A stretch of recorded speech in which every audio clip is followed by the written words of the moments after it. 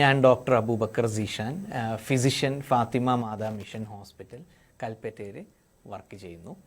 ഞാൻ ഇന്ന് നിങ്ങളോട് സംസാരിക്കാൻ പോകുന്നത് മോഡേൺ മെഡിസിനെ കുറിച്ചിട്ട് നമ്മളെ പൊതുജനങ്ങൾക്കിടയിൽ, പ്രത്യേകിച്ച് മലയാളികൾക്കിടയിൽ വളരെയധികം ഒരു തെറ്റിദ്ധാരണയുണ്ട്, ഒരു ഭയമുണ്ട്, ഒരു പേടിയുണ്ട്. അപ്പോൾ അതിനെക്കുറിച്ചിട്ടുള്ള തെറ്റിദ്ധാരണ അകറ്റാൻ വേണ്ടിയിട്ട് ആണ് ഞാനിന്ന് ശ്രമിക്കുന്നത്. 1947 ഇന്ത്യക്ക് സ്വാതന്ത്ര്യം കിട്ടിയ കാലഘട്ടത്തിൽ നമ്മുടെ മലയാളിയുടെ ഒരു ശരാശരി ആയുസ് 35-നും 45-നും ഇടയിലായിരുന്നു. ഇത് നിങ്ങൾക്ക് ചെക്ക് ചെയ്ത് അറിയാവുന്നതാണ്. സെൻസസ് നോക്കിക്കഴിഞ്ഞാൽ നിങ്ങൾക്ക് അറിയാൻ പറ്റും. ഇന്ന് മലയാളിയുടെ ആയുസ് ഏകദേശം 75-ന് മുകളിലാണ്. അത് സ്ത്രീ ആയിക്കോട്ടെ പുരുഷനായിക്കോട്ടെ, ഒരു ശരാശരി മലയാളിക്ക് 75 വയസ്സ് വരെയുള്ള ആയുസ് ഉണ്ടെന്നാണ് കണക്കുകൾ, ശാസ്ത്രീയ പഠനങ്ങളൊക്കെ തെളിയിക്കുന്നത്. അപ്പോൾ ഈ ഒരു മാറ്റം വളരെ കഴിഞ്ഞ ഒരു ചുരുങ്ങിയ കാലം 50-60 കൊല്ലത്തിൻ്റെ ഉള്ളിൽ എങ്ങനെയാണ് ഇത്രയധികം ആയുസ് നമുക്ക് കിട്ടിയത് എന്നുള്ളതിനെ കുറിച്ചിട്ടാണ് നമ്മൾ പഠിക്കാൻ പോകുന്നത്. അപ്പോൾ അതിനു മുമ്പ് ആയുസ് ഇത്ര കുറവായിരുന്നു എന്നുള്ളത് പറയാൻ എന്താ കാരണം? അന്നത്തെ ഏറ്റവും കൂടുതൽ ചികിത്സ നടന്നിരുന്നത് ആയുർവേദത്തിലായിരുന്നു. അപ്പോൾ ആയുർവേദ ചികിത്സ ഏറ്റവും നന്നായി അഫോർഡ് ചെയ്യാൻ പറ്റുന്ന ആൾക്കാർ അന്നത്തെ രാജാക്കന്മാരായിരുന്നു. അപ്പോൾ അന്നത്തെ രാജാക്കന്മാർ ഭരണകാലത്ത് ഏറ്റവും കൂടുതൽ ട്രീറ്റ്മെൻറ്റ് എടുത്തിരുന്ന അവർക്ക് പോലും, ഭരിച്ചുകൊണ്ടിരുന്ന രാജാക്കന്മാർക്ക് പോലും ഒരു 80 വയസ്സ് 90 വയസ്സുള്ള ആയുസ് കിട്ടിയിട്ടില്ല. മാത്രമല്ല, ബ്രിട്ടീഷുകാരുടെ കാലത്ത്, ബ്രിട്ടീഷ് ഇന്ത്യ ഭരിച്ചിരുന്ന കാലത്തുള്ള അന്നത്തെ ധനികരായ കഴിവുള്ള ആളുകളിലൊന്നും ആയുർവേദം കംപ്ലീറ്റ്ലി ഫോളോ ചെയ്തുകൊണ്ടിരുന്ന സമയത്തും ആയുസ് ഒരിക്കലും നമുക്ക് 80-90കളിലെ ആവറേജ് കിട്ടിയിട്ടില്ല. അതിന് വേറെയും പല കാരണങ്ങളുണ്ട്. ആയുർവേദത്തിൻ്റെ മാത്രം പ്രശ്നമല്ല. അന്ന് നമ്മുടെ ഇടയിൽ ദാരിദ്ര്യം വളരെ കൂടുതലായിരുന്നു. നമുക്ക് പോഷകാഹാരത്തിൻ്റെ കുറവുണ്ടായിരുന്നു. അപ്പോൾ പോഷകാഹാരം കൂടിയത് എപ്പോഴാണ്? സ്വാതന്ത്ര്യലബ്ധിക്ക് ശേഷം നമ്മൾ ഗ്രീൻ റെവല്യൂഷൻ വന്നു, വൈറ്റ് റെവല്യൂഷൻ വന്നു. അപ്പോൾ ഗ്രീൻ റെവല്യൂഷനും വൈറ്റ് റെവല്യൂഷനൊക്കെ എന്താണ്? നമ്മൾ വൻതോതിൽ ഇന്ത്യയിൽ കൃഷി ചെയ്യുന്നു. അപ്പോൾ ഇത്രയും വൻതോതിൽ കൃഷി ചെയ്യുമ്പോൾ നമുക്ക് വിളവെടുക്കാൻ എങ്ങനെ സാധിക്കുക? വിളവെടുക്കണമെന്നുണ്ടെങ്കിൽ, ഇത്രയധികം കൃഷി ചെയ്ത് വിളവെടുക്കണമെന്നുണ്ടെങ്കിൽ തീർച്ചയായും സ്വാഭാവികം നമ്മൾ കീടനാശിനികൾ ഉപയോഗിക്കണം. അപ്പോൾ കീടനാശിനികളുടെ അളവ് ഇന്ത്യയിൽ കഴിഞ്ഞ 50-60 വർഷത്തിൽ വളരെയധികം ഉപയോഗിക്കപ്പെട്ടിട്ടുണ്ട്. അതുകൊണ്ട് മാത്രമാണ് നമുക്ക് ഇന്ന് 120 മുതൽ 140 കോടി വരുന്ന ജനതയ്ക്ക് പോഷകാഹാരം കൊടുക്കാൻ സാധിക്കുകയും ബാക്കി നമുക്ക് എക്സ്പോർട്ട് ചെയ്ത് കയറ്റുമതി ചെയ്യാനും സാധിച്ചത് എന്തുകൊണ്ടാണ്? നമ്മൾ കീടനാശിനികൾ ഉപയോഗിച്ചത് കൊണ്ട് തന്നെയാണ്. അപ്പോൾ കീടനാശിനികളും മോഡേൺ മെഡിസിൻ, മോഡേൺ സയൻസാണ്. കീടനാശിനികളുടെ ഉപയോഗം കൊണ്ടാണ് നമുക്ക് ഇത്രയധികം വീറ്റ് ഉണ്ടായത്. പിന്നെ പാല്, നമുക്ക് പശുവിൻ്റെ പാല് നമുക്ക് നാച്ചുറലി കിട്ടാൻ പറ്റില്ല. നമ്മളതിൽ കൃത്രിമമായിട്ട് പല സയൻറ്റിഫിക് ടെക്നോളജി യൂസ് ചെയ്യുന്നുണ്ട്. ഹൈബ്രിഡ് വെറൈറ്റി പശുക്കളുണ്ട്. അതിൽ നമുക്ക് മിൽക്ക് ഔട്ട്പുട്ട് കൂട്ടാൻ വേണ്ടിയിട്ട് അവർക്ക് പലതരം ന്യൂട്രീഷൻ ഏജൻസ് നമ്മൾ കൊടുക്കുന്നുണ്ട്. അതുപോലെ തന്നെ കോഴി, ചിക്കൻ ഇന്ത്യയിൽ ഏറ്റവും കൂടുതൽ നമുക്ക് ഇത്രയും സുലഭമായി കിട്ടുകയും ജനങ്ങൾക്ക് അഫോർഡബിളായി കിട്ടാൻ കാരണം എന്താണ്? നമ്മൾ ജനറ്റിക്കലി മോഡിഫൈഡ് ചിക്കനാണ്, ഹൈബ്രിഡ് വെറൈറ്റിയാണ്. നമ്മൾ ബ്രോയിലർ കോഴി ഡെവലപ്പ് ചെയ്തു. അപ്പം നമുക്ക് പാലും മുട്ടയും കോഴിയും മാംസവും പച്ചക്കറികളും കൃഷിയിടം ഇതെല്ലാം നമുക്ക് ഇത്രയും ജനങ്ങൾക്ക് അഫോർഡബിൾ കോസ്റ്റിൽ താങ്ങാവുന്ന വിലയ്ക്ക് എത്തിച്ചു കൊടുക്കാൻ സാധിച്ച മോഡേൺ മെഡിസിൻ്റെ കഴിവ് തന്നെയാണ്. അതിൽ യാതൊരു സംശയവുമില്ല. അപ്പോൾ മോഡേൺ മെഡിസിനെ നമ്മൾ പേടിക്കേണ്ട ആവശ്യമില്ല. മോഡേൺ മെഡിസിൻ അഥവാ modern science, modern chemicals, fertilisers, technology, hormones, injections, ഇതിനെക്കുറിച്ചൊന്നും നമ്മൾ പേടിക്കേണ്ട ആവശ്യമില്ല. അപ്പോൾ ഭക്ഷണത്തിൽ നമ്മുടെ ഡെവലപ്മെൻറ്റ് വന്നു. ഇന്ത്യയിൽ എല്ലാവർക്കും ഭക്ഷണം കിട്ടാൻ തുടങ്ങി. അതിൽ പിന്നെ നമുക്ക് കുറേ അസുഖങ്ങൾ, ഇമ്മ്യൂണിറ്റി കൂടി, നമ്മുടെ ആരോഗ്യം കൂടി. അതിനുശേഷമാണ് 1960കളിൽ ഇന്ത്യയിൽ ഇമ്മ്യൂണൈസേഷൻ ഷെഡ്യൂൾ വന്നു. ഇന്ദിരാഗാന്ധിയുടെയൊക്കെ കാലത്ത് പല പേറ്റൻസിയിലുണ്ടായിരുന്ന ഫോറിൻ ആൻറ്റിബയോട്ടിക്സും നമ്മൾ പേറ്റൻസി ബ്രേക്ക് ചെയ്ത് ഇന്ത്യയിൽ വളരെ ചീപ്പ് ക്വാളിറ്റിയിൽ ജനങ്ങൾക്ക് അവൈലബിൾ ആക്കി കൊടുത്തു. അപ്പോൾ അത്രയും ആൻറ്റിബയോട്ടിക്സും മരുന്ന് നമ്മുടെ സൊസൈറ്റിയിൽ കുറേ ഇൻഫെക്ഷൻസ് കുറഞ്ഞു. TB പോലെയുള്ള മാരകമായ രോഗങ്ങൾ നമുക്ക് തടയാൻ സാധിച്ചത് 5 ആൻറ്റിബയോട്ടിക്കൊക്കെ ഒരുമിച്ച് കൊടുത്തിട്ടാണ്. TBയുടെ ട്രീറ്റ്മെൻറ്റ് ഷെഡ്യൂൾ അങ്ങനെയാണ് പറയുന്നത്. അപ്പോൾ ഇത് സൈഡ് എഫക്റ്റ് വരും, അതുകൊണ്ട് നമ്മൾ യൂസ് ചെയ്യില്ല എന്ന് വെച്ചിരുന്നെങ്കിൽ ഒരുപക്ഷെ ഇന്നും TB കൺട്രോൾ ആവില്ലായിരുന്നു.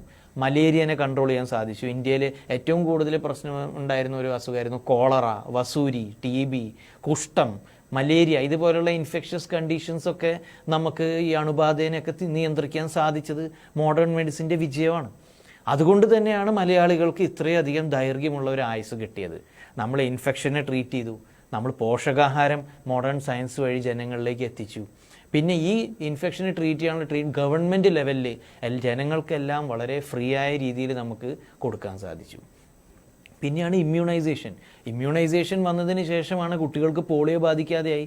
പണ്ടൊക്കെ ഒരു സ്കൂളിൽ എടുക്കുകയാണെങ്കിൽ ഒരു 1000 കുട്ടികളിൽ 1-2 കുട്ടിക്ക് ഒരു മുടന്തങ്കാലൻ ഒരു സ്കൂളിൽ നിങ്ങൾ കാണും. പണ്ട് വെച്ചാൽ ഒരു 30 കൊല്ലം മുമ്പൊക്കെ സ്കൂളിൽ പഠിക്കുമ്പോൾ ഒരു കുട്ടിയെങ്കിലും ക്ലച്ചസ് വെച്ചിട്ടോ ഇല്ലേ ഞൊണ്ടിക്കാലനായിട്ട് ഒരു കുട്ടിയോ ഒരു പെൺകുട്ടിയോ ആൺകുട്ടിയോ ഉണ്ടാവുമായിരുന്നു. ഇന്ന് ഏത് സ്കൂളിലാണ്? ഇന്ന് ഒരു 10 സ്കൂൾ എടുത്താൽ ചിലപ്പോൾ ഒരു കുട്ടി ഉണ്ടാവും ഒരു പോളിയോ ബാധിച്ചൊരു കുട്ടി. അത്ര റെയറായി. നമുക്ക് പോളിയോനെ വളരെയധികം ഉന്മൂലനം ചെയ്യാൻ സാധിച്ചു. പിന്നെ പണ്ട് മഴ പെയ്തു കഴിഞ്ഞാൽ നമുക്ക് കോളറ ഭയങ്കര കോമൺ ആയിരുന്നു. വയറ്റിളക്കം വരുന്നു, മലമ്പനി, മഞ്ഞപ്പിത്തം, ടൈഫോയിഡ്, ഡെങ്കു വളരെ കോമൺ ആയിരുന്നു. പക്ഷെ നമ്മൾ ഈ ആൻറ്റിബയോട്ടിക്കും ഈ ട്രീറ്റ്മെൻറ്റ് ചെയ്തു, നമ്മൾ ശുചീകരണ പ്രവർത്തനങ്ങൾ ചെയ്തു, പിന്നെ ക്ലോറിനേഷൻ സ്റ്റാർട്ട് ചെയ്തു. ഇതൊക്കെ കെമിക്കൽസ് തന്നെയല്ലേ? അപ്പോൾ എല്ലാം കെമിക്കൽസ് യൂസ് ചെയ്തു, ടെക്നോളജി സയൻസ് യൂസ് ചെയ്തിട്ട് തന്നെയാണ് നമ്മുടെ ആരോഗ്യം ഇത്രയും മെച്ചപ്പെട്ട് കേരളത്തിൽ നമുക്ക് ഇത്രയും നല്ലൊരു ആരോഗ്യമുള്ളൊരു കാലഘട്ടം ഈ ഒരു കേരളത്തിൻ്റെ ചരിത്രത്തിൽ വെച്ചിട്ട് തന്നെ നോക്കുകയാണെങ്കിൽ ഇത്രയും ആരോഗ്യമുള്ള ഒരു സമയം കേരളത്തിൽ ലിഖിതമായി എഴുതപ്പെട്ട ചരിത്രത്തിൽ ഉണ്ടായിട്ടില്ല. പിന്നെ പറയുന്നു അപ്പോൾ അങ്ങനെയാണെങ്കിൽ ക്യാൻസറിൻ്റെ എണ്ണം കൂടിപ്പോയല്ലോ, ഇപ്പോൾ കൂടുതൽ ആളുകൾക്ക് ക്യാൻസർ പോലെയുള്ള മാരകമായ രോഗങ്ങൾ കണ്ടുവരുന്നുണ്ടല്ലോ, അതിനെക്കുറിച്ചിട്ട് എന്താ ഡോക്ടർക്ക് പറയാനുള്ളതെന്ന് ചോദിക്കും. അപ്പോൾ ഞാൻ പറയും ക്യാൻസർ 1947 ഉണ്ടായിരുന്നു. അന്ന് ഇന്ത്യയുടെ ജനസംഖ്യ വെറും 47 കോടിയോ 50 കോടിക്ക് താഴെയായിരുന്നു. അപ്പോൾ അന്ന് അതിന് ആനുപാതികമായിട്ടുള്ള ക്യാൻസർ ഉണ്ടെങ്കിൽ ഇന്ന് ഇന്ത്യയുടെ പോപ്പുലേഷൻ 140 കോടിയാണ്, ഏകദേശം 3 ഇരട്ടിയായി. അപ്പോൾ അന്ന് 10 പേർക്ക് ക്യാൻസർ ഉണ്ടെങ്കിൽ ആനുപാതികമായി ഇന്ന് 30 പേർക്ക് ഉണ്ടാവണം, നോർമൽ റേറ്റിൽ അത്ര ഉണ്ടാവണം. ആ ക്യാൻസറിൻ്റെ പോപ്പുലേഷൻ കൂടുമ്പോൾ എന്തായാലും ക്യാൻസർ നമ്പർ ഓഫ് കേസ് കൂടും. രണ്ടാമത് അന്ന് CT സ്കാനോ അൾട്രാസൗണ്ടോ MRI സ്കാനോ ബയോപ്സിയോ ഫെസിലിറ്റീസോ ഇല്ലാത്തൊരു കാലഘട്ടമായിരുന്നു. അപ്പോൾ അങ്ങനെയുള്ള സമയത്ത് ക്യാൻസർ ഡിറ്റക്ഷൻ റേറ്റ് കുറയും. ഒരു 100 പേഷ്യൻ്റ് ക്യാൻസറുള്ള ആൾക്കാരുണ്ടെങ്കിൽ നമ്മളത് കണ്ടുപിടിക്കുന്നത് വെറും 10, 20, 30% പേർക്ക് മാത്രമായിരിക്കും. അത് അത്രയും ട്രീറ്റ്മെൻറ്റ് അഫോർഡബിൾ ആയിട്ടുള്ള പ്രൈവറ്റ് ഹോസ്പിറ്റലിൽ പോയിട്ടൊക്കെ ചികിത്സിക്കാൻ സാധ്യതയുള്ള ആൾക്കാരിൽ മാത്രമേ അത് സംഭവിക്കുമായിരുന്നുള്ളൂ. പക്ഷേ ഇന്ന് ഗവൺമെൻറ് ലെവലിൽ തന്നെ നമുക്ക് സ്കാനിങ് ഒക്കെ വളരെ ചീപ്പായ റേറ്റിൽ നടക്കുന്നുണ്ട്. ഒരാൾക്ക് മലദ്വാരത്തിൽ നിന്ന് കുറച്ച് ചോര പോകുമ്പോഴേക്കും അയാൾ ഗ്യാസ്ട്രോൻട്രോളജിസ്റ്റിനെ കാണിക്കുന്നു, കൊളോണോസ്കോപ്പി ചെയ്യുന്നു, ബയോപ്സി എടുക്കുന്നു, ഫസ്റ്റ് സ്റ്റേജിൽ തന്നെ ക്യാൻസർ കണ്ടുപിടിക്കുന്നു. അപ്പോൾ സ്വാഭാവികമായും തീർച്ചയായും ക്യാൻസർ രോഗികളുടെ എണ്ണം കൂടും. പക്ഷെ പണ്ട് ക്യാൻസർ കണ്ടുപിടിച്ച ഒരാൾക്ക് ആകെ 6 മാസം മുതൽ 1 വർഷം വരെയൊക്കെ ആയുസ് ഉണ്ടായിരുന്നുള്ളൂ. ഇന്ന് ക്യാൻസർ ഡിറ്റക്ട് ചെയ്തതിന് ശേഷം സ്റ്റാർട്ടിങ് സ്റ്റേജിലെ കണ്ടുപിടിക്കുകയാണെങ്കിൽ പേഷ്യൻ്റ് 20-25 കൊല്ലം വർഷമൊക്കെ പിന്നെയും ട്രീറ്റ്മെൻറ്റിന് ശേഷം കീമോ റേഡിയേഷൻ ജീവിക്കുന്നുണ്ട്, ആരോഗ്യമായിട്ട് ജീവിക്കുന്നുണ്ട്. അങ്ങനെ കിടന്ന് പോയിട്ടുള്ള ജീവിതമല്ല. അപ്പോൾ ക്യാൻസർ ട്രീറ്റ്മെൻറ്റിൽ നമ്മൾ കുറേ ഡെവലപ്മെൻറ്റ് കണ്ടുപിടിച്ചു. കീമോതെറാപ്പി ഉണ്ട്, റേഡിയേഷൻ ഉണ്ട്. അപ്പോൾ ഇതൊക്കെ ഡേഞ്ചറസ് ആണ്. ഒക്കെ ഡേഞ്ചറസ് അല്ല, അത് യൂസ് ചെയ്യേണ്ട രീതിയിൽ കറക്റ്റ് ടെക്നിക്കിൽ നമ്മൾ യൂസ് ചെയ്താൽ അതൊക്കെ ഗുണകരമാണ്. അതിനെല്ലാത്തിനും അതിൻ്റെ ട്രീറ്റ്മെൻറ്റ് പ്ലാൻ ഉണ്ട്. ഇപ്പോൾ റേഡിയേഷൻ ചെയ്തു, അതിൻ്റെ കുറച്ച് സൈഡ് എഫക്റ്റ് കണ്ടു, ക്യാൻസർ ആയിരുന്നു രോഗിക്ക്, പിന്നെ അവർ റേഡിയേഷന് പോയില്ല, പിന്നെ അവർ പച്ചമരുന്ന് ചെയ്തു, നാടൻ മരുന്ന് ചെയ്തു, കുറേ ചെയ്തിട്ട് അവസാനം 4th സ്റ്റേജ് ആയപ്പോൾ അവർ വന്നു. എന്നിട്ട് പറഞ്ഞു ഇനിയിപ്പോൾ മാറണമെന്ന് പറഞ്ഞാൽ സാധനം ക്യാൻസർ അഡ്വാൻസ് ആയിപ്പോയി, ഇനി ആ സ്റ്റേജിൽ റേഡിയേഷൻ നോക്കിയപ്പോൾ ഫലം കാണില്ല. മാത്രമല്ല അവർക്ക് ആദ്യം കൊടുത്തതിൻ്റെ സൈഡ് എഫക്റ്റ് ഉണ്ടാവുകയും ചെയ്യും. അപ്പോൾ ഏതൊരു ട്രീറ്റ്മെൻറ്റ് അലോപ്പതിയിൽ എടുക്കുമ്പോഴും അതിൻ്റെ സ്പെഷ്യലിസ്റ്റ് ഡോക്ടറുടെ നിർദ്ദേശപ്രകാരം നമ്മൾ അത് ഫോളോ ചെയ്യണം. അപ്പോൾ ക്യാൻസറിൻ്റെ ഡിറ്റക്ഷൻ റേറ്റ് കണ്ടുപിടിക്കാൻ നമുക്ക് ക്യാൻസർ മാത്രമല്ല ഒട്ടുമിക്ക എല്ലാ രോഗികൾ കൂടി എന്നാണ് പറയുന്നത്. രോഗികൾ കൂടാൻ കാരണം ഇതെല്ലാം സ്കാൻ ചെയ്യാനും ടെസ്റ്റ് ചെയ്യാനുള്ള സൗകര്യങ്ങൾ കൂടി. അതുകൊണ്ട് നമുക്ക് ഇത്രയും നേരത്തെ അത് കണ്ടുപിടിക്കാനും ട്രീറ്റ്മെൻറ്റ് ചെയ്യാനും സാധിക്കും. പണ്ട് മരുന്നുകളും ഇല്ല. പണ്ടൊരു ക്യാൻസർ കണ്ടുപിടിച്ചാൽ അന്ന് വലിയ ചികിത്സയൊന്നുമില്ല, ആളങ്ങ് മരിക്കുക തന്നെ. ഇന്ന് നമുക്ക് ക്യാൻസർ മാത്രമല്ല ഒട്ടുമിക്ക പല സീരിയസ് അസുഖങ്ങൾക്കും നമ്മൾ ട്രീറ്റ്മെൻറ്റ് കണ്ടെത്തി. ഇപ്പം തന്നെ മോഡേൺ മെഡിസിൻ്റെ ഏറ്റവും വലിയൊരു വിജയത്തിൻ്റെ ഉദാഹരണമാണ് നമ്മുടെ കോവിഡ് വാക്സിൻ. കോവിഡ് ഒരു 5 കൊല്ലം മുമ്പ് 4 കൊല്ലം മുമ്പ് കോവിഡ് പിടിച്ചിട്ട് ഇവിടെ ICU ഇല്ല, ഓക്സിജൻ ഇല്ല, വെന്റിലേറ്റർ ഇല്ല, ബെഡില്ല, ആംബുലൻസിൽ വെക്കാൻ പോലും ആളെ കിട്ടാനില്ല, മരിച്ചു കഴിഞ്ഞാൽ ഒരു അടക്കം ചെയ്യാൻ പോലുള്ള സൗകര്യമില്ലാതെ കഷ്ടപ്പെട്ട് മോർച്ചറികളിലും ഹോസ്പിറ്റലിൻ്റെ വാർഡുകളിലൊക്കെ ശവശരീരങ്ങൾ കുന്നുകൂടി കിടന്ന കാഴ്ച നിങ്ങൾ TV-യിൽ കണ്ടിട്ടുണ്ടാവും, പലരും നേരിട്ടും കണ്ടിട്ടുണ്ടാവും. ആ അവസ്ഥയ്ക്ക് പെട്ടെന്ന് എങ്ങനെയാണ് ഒരു അന്ത്യം വന്ന്? കോവിഡ് തന്നെ ഇല്ലാണ്ടായതാണോ? അല്ല, കോവിഡിന് വാക്സിൻ കണ്ടുപിടിച്ചു, ലോകമെമ്പാടും കോവിഡ് വാക്സിനേഷൻ യൂസ് ചെയ്തു. അങ്ങനെ 80% ഒരു സൊസൈറ്റിയുടെ മീതെ വാക്സിനേഷൻ കിട്ടിക്കഴിഞ്ഞാൽ ഹേർഡ് ഇമ്മ്യൂണിറ്റി എന്ന് പറയും. ബാക്കി 20% ഓട്ടോമാറ്റിക്കലി ഇമ്മ്യൂണിറ്റി വരും. അപ്പോൾ കുറേ പേര് പറയും ഞങ്ങളൊന്നും വാക്സിൻ എടുത്തില്ലല്ലോ, ഞങ്ങൾക്ക് കോവിഡ് വന്നില്ലല്ലോ. അത് ഈ ഹേർഡ് ഇമ്മ്യൂണിറ്റിയാണ് അതിൻ്റെ സയൻറ്റിഫിക് ആയിട്ടുള്ള എക്സ്പ്ലനേഷൻ. അത് കാരണം അവർ പ്രൊട്ടക്റ്റഡ് ആയി. അപ്പോൾ ഈ കോവിഡ് വാക്സിനേഷൻ ഡെവലപ്പ് ചെയ്തേ ഇല്ലായിരുന്നു എന്ന് വിചാരിക്കുക. അപ്പോൾ എത്ര മരണനിരക്ക് ഉണ്ടാവും? ഈ കോവിഡിനെ കൺട്രോൾ ചെയ്യാൻ എത്ര വർഷം വീണ്ടും വന്നേക്കാം, എത്ര വർഷങ്ങളോളം നമ്മൾ ഫൈറ്റ് ചെയ്യേണ്ടി വന്നേനെ. അപ്പോൾ ഒരു വാക്സിനേഷൻ ഡെവലപ്പ് ചെയ്തുകൊണ്ട് ഇത്രയും ലക്ഷക്കണക്കിന് ആളുകളുടെ ജീവിതം നമുക്ക് രക്ഷിക്കാൻ സാധിച്ചു. അപ്പോഴും ചിലർ പറയും കോവിഡ് വാക്സിൻ കുത്തിവെച്ചിട്ട് ആൾക്കാർക്ക് ഹാർട്ട് അറ്റാക്ക് വരുന്നുണ്ടല്ലോ, കോവിഡ് വാക്സിൻ കുത്തിവെച്ചിട്ട് ആൾക്കാർക്ക് ക്യാൻസർ വരുന്നുണ്ടല്ലോ, കോവിഡ് വാക്സിൻ ശരിക്കും ഭയങ്കര ഡേഞ്ചറാണ്, അത് കുത്തിവെക്കണ വരെ എനിക്ക് യാതൊരു കുഴപ്പമുണ്ടായിരുന്നില്ല, ഇത് കുത്തിവെച്ചതിന് ശേഷമാണ് എനിക്ക് എല്ലാ പ്രശ്നങ്ങളും ഉണ്ടായത്. അതും ഒരു സൈക്കോളജിയാണ്. നമുക്ക് എന്ത് അസുഖം വന്നാലും കോവിഡ് വാക്സിന് ശേഷം ഉണ്ടാകുന്ന എല്ലാ അസുഖങ്ങളും കോവിഡുമായി ബന്ധപ്പെടുത്തുന്നതാണ് നമ്മുടെ സൈക്കോളജിയാണ്. ഇപ്പോൾ 60 വയസ്സ് ഒരാൾ, ആളുടെ അച്ഛന് ഹാർട്ട് അറ്റാക്ക് ഉണ്ടായിട്ടുണ്ട്, ആളുടെ ജ്യേഷ്ഠനും ഹാർട്ട് അറ്റാക്ക് ഉണ്ടായിട്ടുണ്ട്, ഇയാൾക്ക് നടക്കുമ്പോൾ പണ്ടേ കിതപ്പുണ്ടായിരുന്നു. പക്ഷേ ദുർഭാഗ്യവശാൽ കോവിഡ് വാക്സിൻ കഴിഞ്ഞിട്ട് 2 മാസം കഴിഞ്ഞിട്ടാണ് അയാളുടെ ഹാർട്ട് അറ്റാക്ക് ഉണ്ടായത്. അപ്പോഴും നമ്മൾ സൈക്കോളജിക്കലി പറയും ഇത് ഈ കോവിഡ് വാക്സിനുമായിട്ട് ബന്ധപ്പെട്ടിട്ടാണ് എനിക്ക് ഹാർട്ട് അറ്റാക്ക് ഉണ്ടായത്.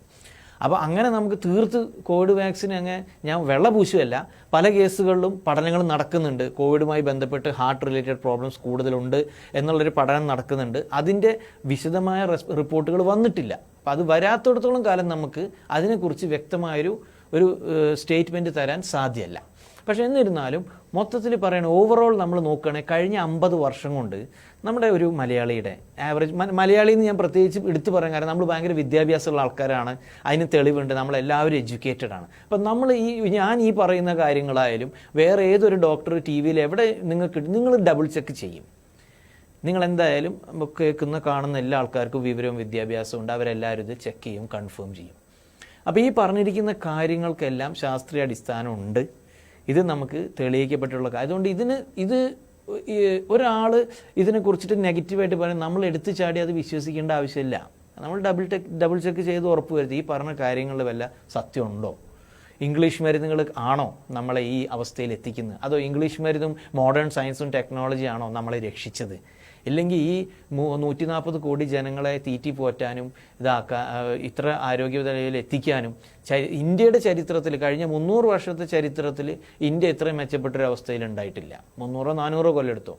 ഇന്ത്യ അന്നും സാമ്പത്തിക വലിയ സൂപ്പർ പവർ ആയിരുന്നു. സാമ്പത്തികമായിട്ട് ഇന്ത്യയും ചൈനയും മിഡീവിയൽ കാലഘട്ടത്തിൽ 300-400 കൊല്ലം മുമ്പ് പവർഫുൾ ആയിരുന്നു എന്ന് പറയപ്പെടുന്നു. പക്ഷെ ഒരു കോമൺ മാൻ്റെ, ഒരു ആം ആദ്മി, ഒരു പൊതുജനങ്ങൾക്കുള്ള യാതൊരു ആനുകൂല്യം അന്ന് ഉണ്ടായിരുന്നില്ല. അന്ന് വളരെ ധനികരായ ആളുകൾക്ക് മാത്രം കിട്ടിയിരുന്ന ഫെസിലിറ്റീസ് ആയിരുന്നു. ഇന്ന് ഒരു ശരാശരി ഒരു ഇന്ത്യക്കാരൻ്റെ ജീവിതം എത്രയോ മെച്ചപ്പെട്ടു. അതിൽ വെച്ചിട്ട് ഏറ്റവും നല്ല ജീവിതം നമ്മുടെ മലയാളിയുടേതാണ്. അത് നിങ്ങൾ മനസ്സിലാക്കണേ. ഉത്തരേന്ത്യയിലുള്ള മറ്റ് സംസ്ഥാനങ്ങളിൽ പോയി നോക്കിയാൽ നിങ്ങൾക്ക് മനസ്സിലാവും. എന്തായാലും ഇത്രയും ഒരു ഓവർവ്യൂ ഞാൻ തന്നിട്ടുണ്ട്. ബാക്കി ഡിസ്കഷൻസിലും കമൻസിലും നമുക്ക് മറുപടി ഞാൻ പറയാൻ ശ്രമിക്കാം. Thank you very much.